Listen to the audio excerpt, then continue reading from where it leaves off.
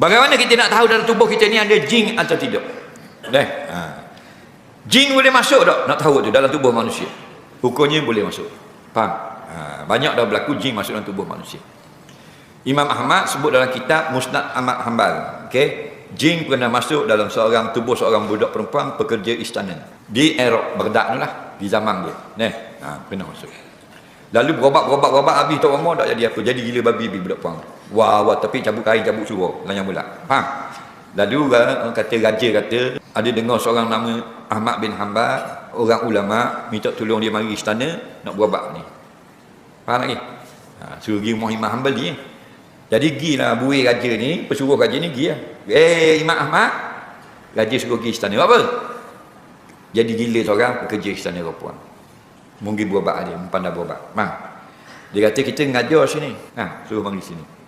Dia balik jumpa raja kata, dia kata, Yang Ahmad tak boleh mari sini, suruh raja pergi ni.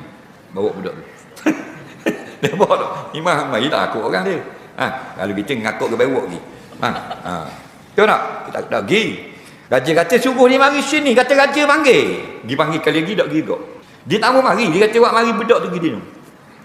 Lalu Imam Ahmad kata gini lah. Kalau tak mau mari, mau ambil selipar aku ni. Dia selipar bubur dalam kain, ikat awak alik. Suruh raja tu pegang selipar ni, akak atas kepala budak tu tinggi pada kepala raja gitu. Kata, hei jin yang duduk di dalam budak sekian bin sekian, keluar daripada badan budak ini, kalau tidak aku pukul kamu dengan teropong Ahmad bin Hanbal. Kata gitu. Raja buat, raja akak selipar. Maknanya selipar tinggi pada kepala raja ni. Mana besarnya ulama-ulama ni. Faham lagi? Dia pun kata, bila kata gitu nak pukul budak tu, keluar jin warna hitam. Awak tengok belakang. Daripada belakang budak tu warna hitam. Jin tu kata mujur suruh keluar daripada budak. Kalau suruh keluar daripada kota Baghdad, aku keluar belakang beramai-ramai. Nampak ada orang lebih biar dulu-dulu. Betul tak? Macam kita tak keluar dah, kita jin dah. Kita diri jin yang keluar pun.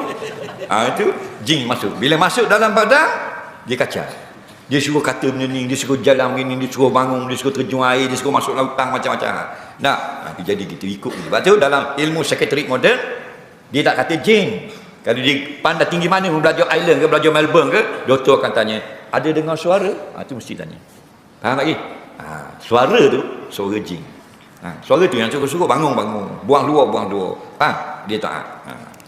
Dan nak tahu kuat ni, apa benda-benda yang baik menjadi tanakut, jadi berlawanan. Kita nak baca Quran, jadi panah. Kita nak semayang, jadi nampak benda yang takut. Faham lagi? Itu kacauan, gangguan jin. Okay? Mimpi nampak ular.